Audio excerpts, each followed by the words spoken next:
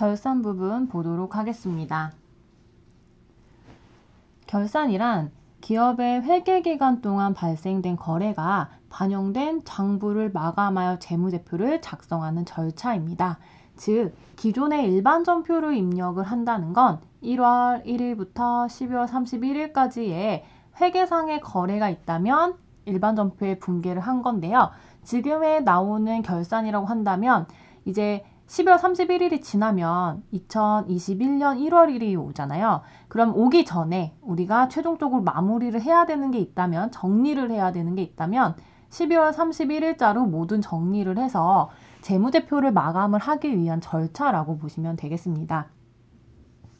영업성과 잘 보면 손익계산서죠. 손익계산서 얘기고, 재무상태, 재무상태표를 이야기하는데요. 재무상태에는 자산, 자본, 부채 이렇게 세 가지가 크게 구분이 되어 있죠.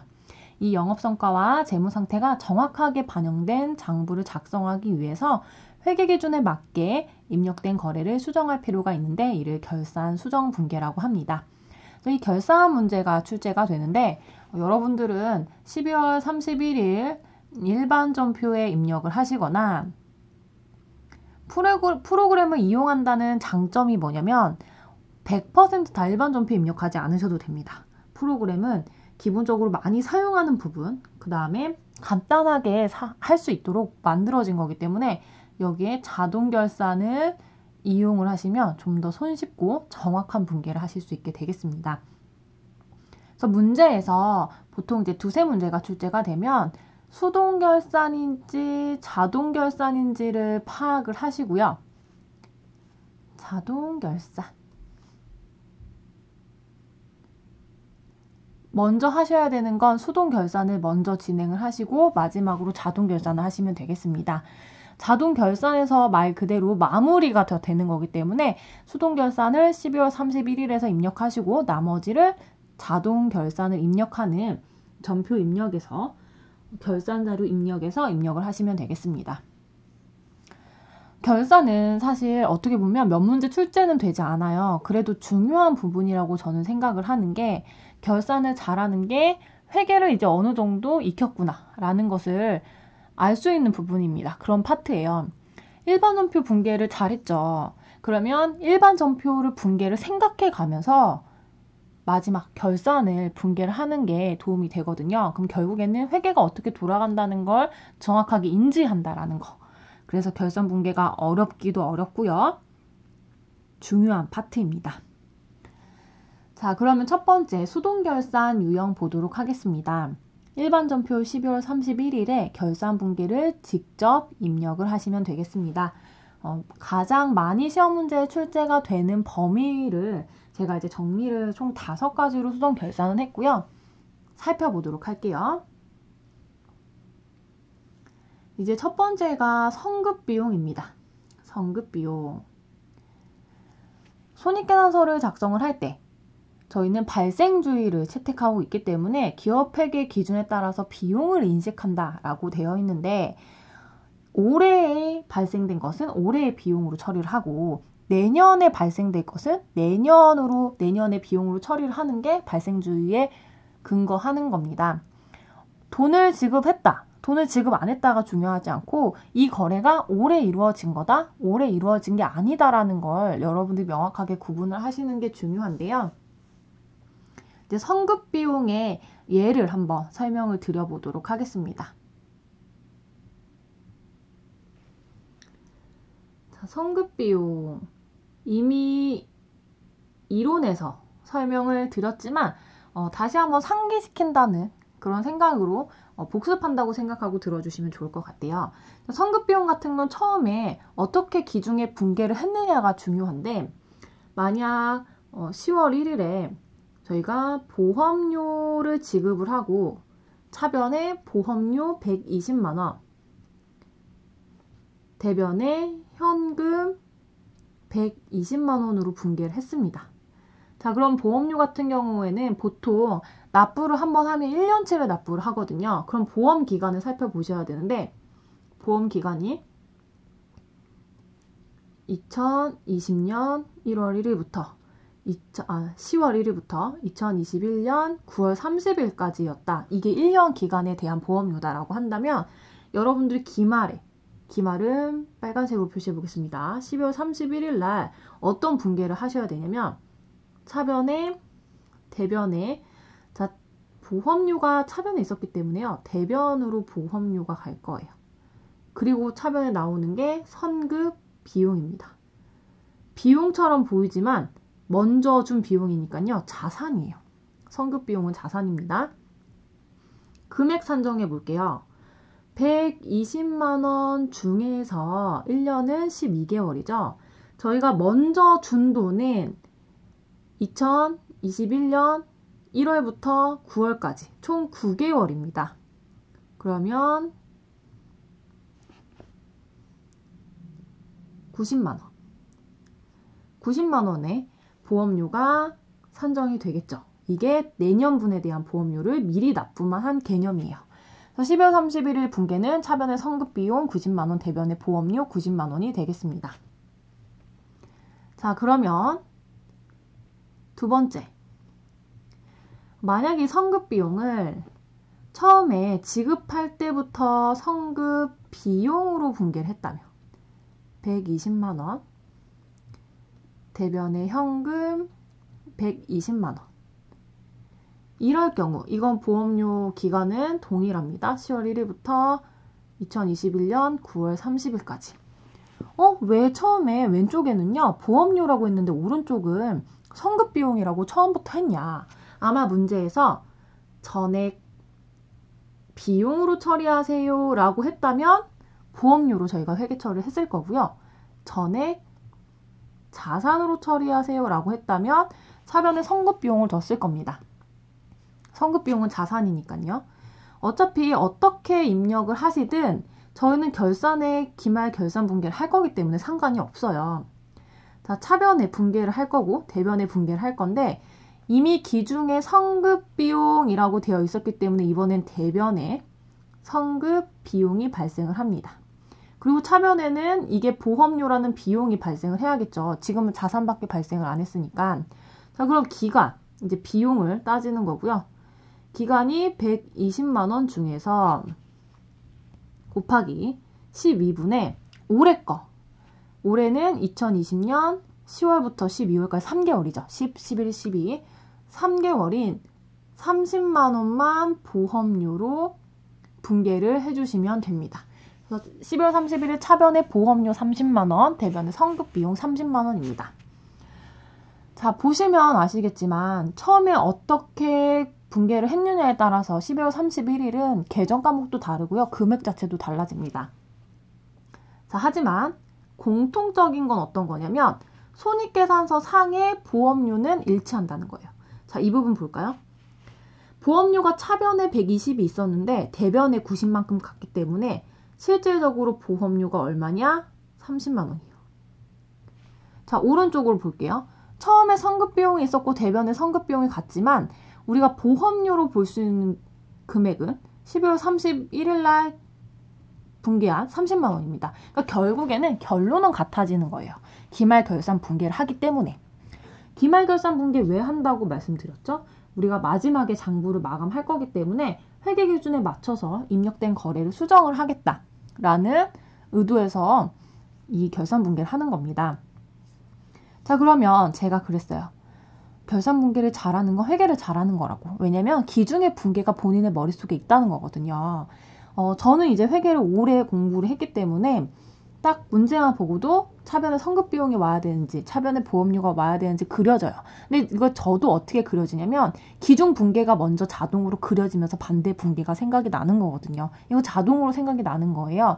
그러니까 여러분도 자동으로 아직 생각이 나기에는 공부한 기간이 좀 짧기 때문에 자동으로 생각나지 않더라도 시험지를 보고 시험지의 문제를 그럼 기준이 어떻게 했을까 한번 생각해 보시고 반대 분계를 연습하는 것도 회계를 공부할 때 도움이 됩니다. 이제 대학에서도 강의를 하고 외부에서도 특강을 많이 진행을 하는데 결산 분계는 회계를 전공한 친구들도 어려워하는 부분이에요. 근데 많이 해보는 방법밖에 없어요. 많이 해보는데 기중분계 생각하면 조금 더 정확하고 쉽게 할 수 있다는 걸 설명을 드리도록 하겠습니다. 자, 이런 성급보험료가 있습니다. 자, 그 다음에 두 번째 소모품이랑 소모품비인데 성급비용과 마찬가지로 소모품을 취득할 때 이 부분을 자산으로 처리를 했는지 자산의 계정 과목이 소모품입니다. 혹은 비용으로 처리를 했는지 자, 비용으로 처리를 하면 소모품비예요. 이게 좀 전에 뭐랑 똑같은 거냐면 보험료를 지급했을 때 자산으로 처리했다. 그러면 성급비용인 거고요.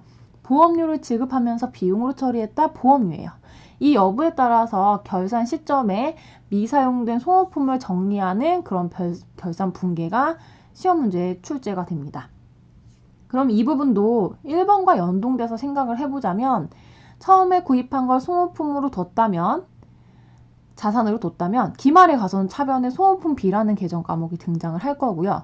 아니면 구입한 당시에 소모품비라는 비용으로 뒀다면 기말에 가서는 남은 금액을 소모품이라는 차변의 계정 과목 자산으로 두게 될 겁니다. 그러니까 여러분들 결국에는 1번과 동일하게 제가 계속 지금 몇 번째 얘기를 하는데 결산을 잘하려면 기중회계 그 처리를 정확하게 인지를 하고 계셔야 됩니다. 자, 세 번째입니다. 선수 수익과 미수 수익입니다. 자, 이 부분 진짜 뭔가 수익처럼 생겼어요. 하지만 수익이 아니죠. 선수 수익, 선수금, 부채예요. 먼저 받은 수익이고요. 미수 수익, 미수금 수익입니다. 아직 못 받은 거라서 자산입니다. 부채와 자산인데 1번과 마찬가지로 발생주의를 우리는 채택을 하고 있고 그 기준에 따라서 재무제표나 손익계산서를 작성을 하기 때문에 아직 못 받은 돈, 미수수익이 있다면 인식을 해주셔야 되고요. 선수수익이 있다면 그 부분을 부채로 빼주셔야 됩니다. 이제 예를 들면 이런 거죠. 선수수익이 등장을 하는 건 미리 기중에 뭐 한 7월 1일쯤에 저희가 현금을 받았어요.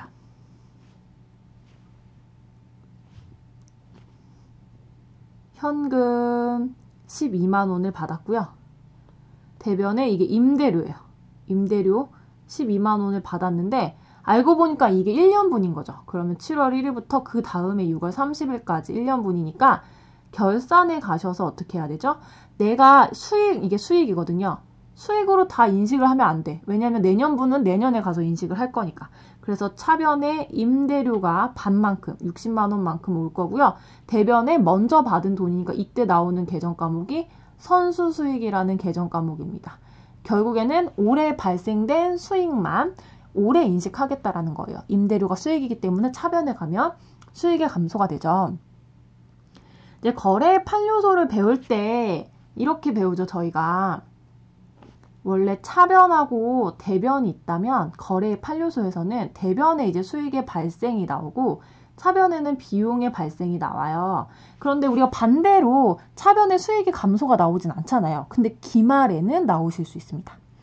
기말에는 수익의 발생이 차변에 놀러 올 수 있어요. 괜찮아요. 기말에는 오케이. 그러나 비용도 기말에 가서는 대변에 나올 수 있습니다. 오케이. 이건 기말 분계에서만 저희가 허용을 하는 거라고 생각을 간단하게 하시면 됩니다. 자, 미수수익 같은 경우에는 기중의 분계가 없어요. 우리가 돈을 아직 못 받은 거기 때문에 그래서 미수수익은 12월 31일에 차변에 아직 못 받았죠. 그래서 미수수익이고요. 실제로 올해 발생은 했지만 아직 돈을 못 받은 거니까 만약에 임대료, 내가 임대를 해주고 아직 돈을 못 받은 거다. 근데 올해 거 빌려주긴 한 거다라고 한다면 대변의 수익을 발생을 시켜주는 그런 분계를 하시면 되겠습니다. 자, 그 다음에 네 번째 단기매매증권입니다. 자, 단기매매증권 내용 자체가 어떻게 되냐면 시세차익을 목적으로 구입한 증권이나 채권이 되겠고요. 기말 현재의 공정가치라고 한다면 지금 판매한다면 우리가 받을 수 있는 돈이에요. 그 금액이 문제에 나오기 때문에 내가 취득한 거, 그 다음에 공정가치 평가하셔가지고요. 단기매매증권 평가이익이나 단기매매증권 평가손실로 결산 분계를 하시면 되겠습니다. 자, 그러면 여기서 한번 확인해 봅시다. 자, 기말의 공정가액이 지금 팔면 받을 수 있는 돈 자, 장부가액이랑 비교를 했을 때, 자, 장부가액이라고 하면은 취득가액하고는 좀 다른 건데요. 지금 현재 재무제표에 있는 금액이에요. 지금 현재 재무제표에 있는 금액이 공정가치랑 비교했을 때 공정가치가 더 크다. 예를 들면 지금 재무제표 상에 있는 단기매매증권은 100원인데 지금 팔면 200원을 받을 수 있더라. 이러면 기말 공정가치가 더 큰 부분이잖아요. 이런 경우에는 저희가 맞춰주는 게 공정가치로 맞춰주는 거예요. 공정가치로 맞춰줄 거야, 재무제표를.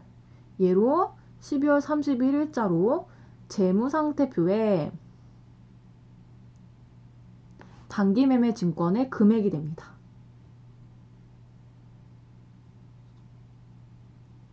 결국에는 200원만큼으로 맞춰주는 거죠.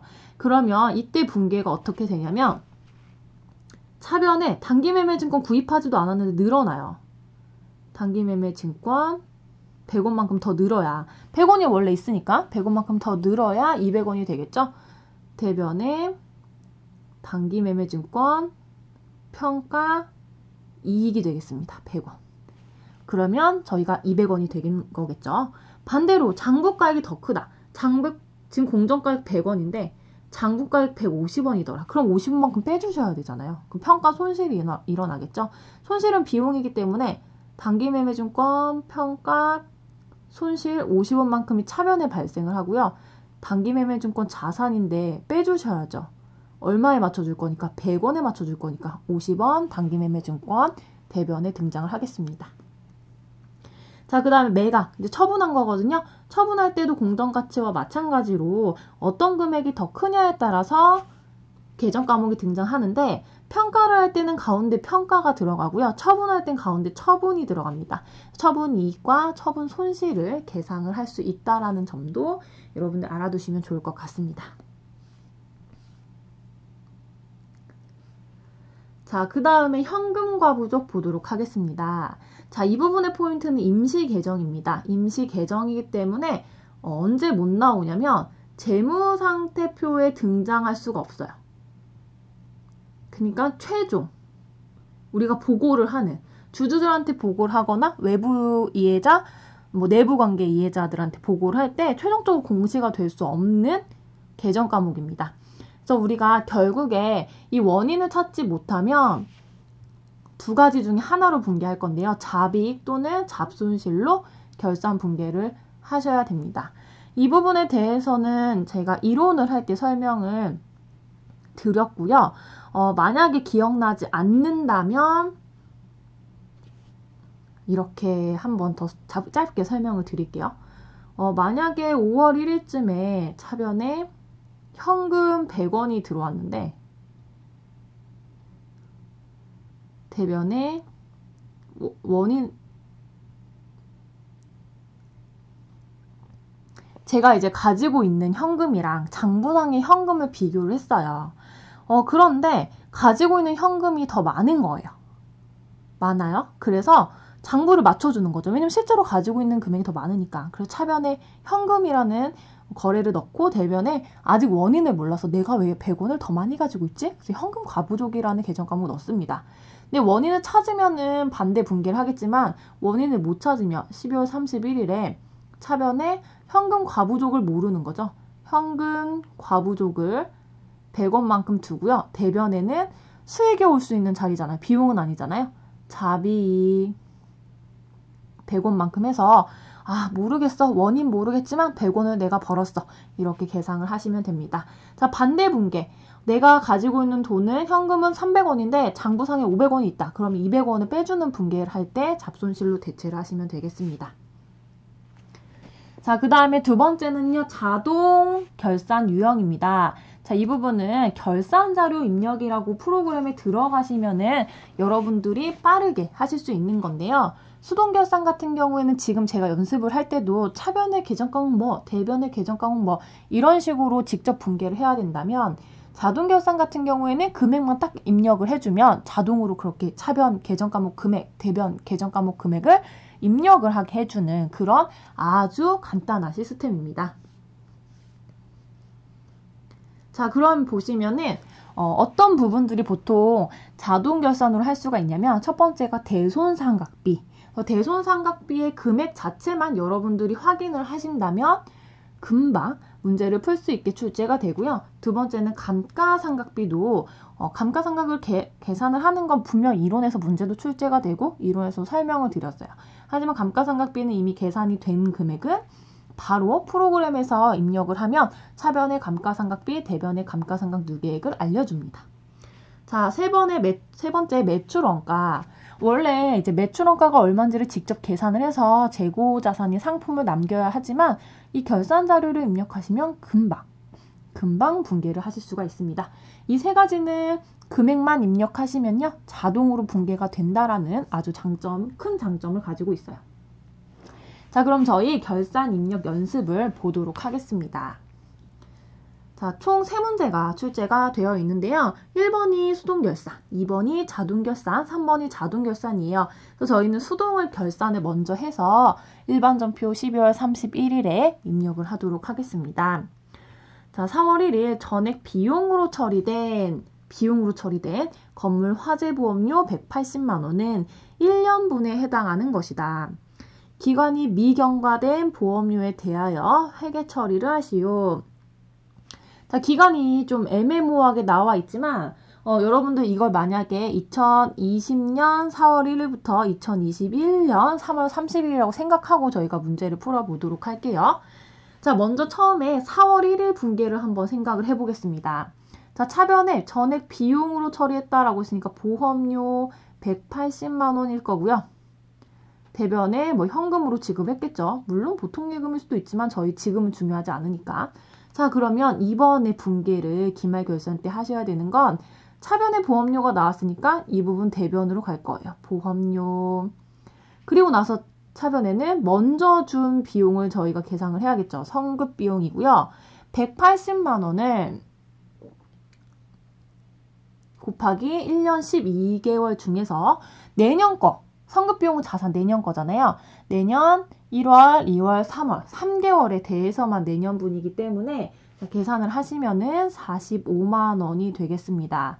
자, 그래서 차변의 성급 비용 45만 원, 대변의 보험료 45만 원으로 입력을 해주시면 되겠습니다.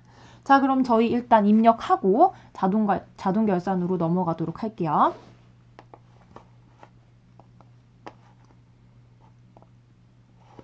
일반전표 입력 12월 31일에서 입력하도록 하겠습니다.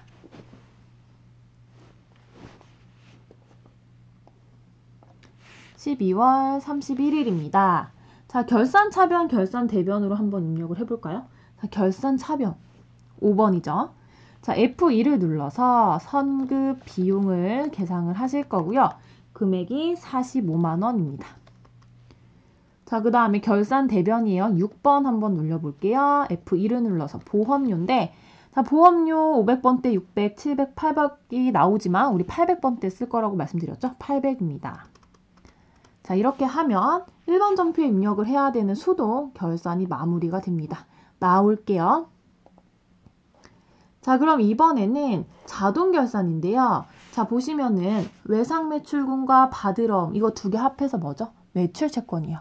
매출채권에 대해서 1% 대손충당금을 보충법으로 설정을 할 거다라고 되어 있는데 이 부분은 여러분들이 직접 계산을 하셔야 됩니다. 자, 어디 들어가서 계산을 하실 거냐면 합계 잔액 시산표를 저희가 조회를 해보도록 하겠습니다. 자, 조회를 해볼게요. 자, 합계 잔액 시산표는 결산, 재무제표에 있죠. 자, 여기에 들어가셔서요. 자, 엔터를 치면 12월 31일이 조회가 됩니다. 자, 제가 마우스로 딱 클릭을 하면 여러분들한테 노란색으로 보이죠. 자, 보시면 외상매출금 금액이 얼마인가요? 자산이니까 왼쪽 차변에 잔액이 있는 부분이 외상매출금입니다. 1억 9,600. 그 다음 받으러움은요, 4,950만 원이고요. 여기에 대한 짝꿍이 뭐냐? 외상매출금의 짝꿍은 대손충당금 113만 원이 있는 거고, 받으러움에 대한 짝꿍은 대손충당금 35,000원이 있는 겁니다. 자, 그러면 계산하실 때 여러분들이 잔액이 얼마나 있는지를 다 종이에 작성하셔가지고 볼 거예요. 자, 그러면 제가 한번 작성을 해보도록 하겠습니다. 자, 외상 매출금 같은 경우에는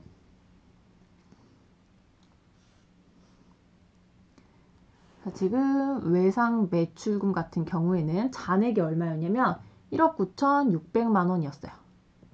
여기에서 1%를 설정한다고 했죠. 그러면 196만 원인데요. 짝꿍인 대손충당금이 얼마가 있었냐면 113만 원이 있었습니다.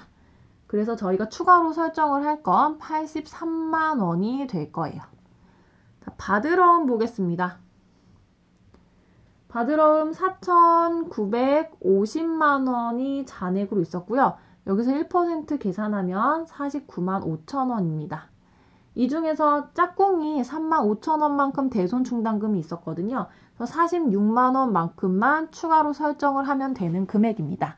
여러분이 여기까지는 체크를 해주셔야 돼요. 그래야 자동결산에 들어가서 입력하실 수 있습니다. 자, 그러면은 이 부분은 자동결산 들어가서 한꺼번에 입력할 거고요. 마지막 3번의 기말재고액은 상품이 500만 원이다 라고 되어 있네요. 2번하고 3번은 자동결산 들어가서 입력을 하도록 하겠습니다. 자, 프로그램 보시면은 결산 자료 입력 있거든요. 여기에 들어가실 거고요. 자, 들어가시면 다음처럼 기간을 입력을 하라고 되어 있는데 기간을 1월부터 12월로 입력을 하시면 되겠습니다. 자, 혹시 매출원가 선택할 거니 물어보는데 선택 안 하셔도 돼요. 그러면 엔터 그냥 누르시면 됩니다. 엔터. 자, 그러면은 먼저 외상매출금과 받으러움 확인을 해볼 거고요.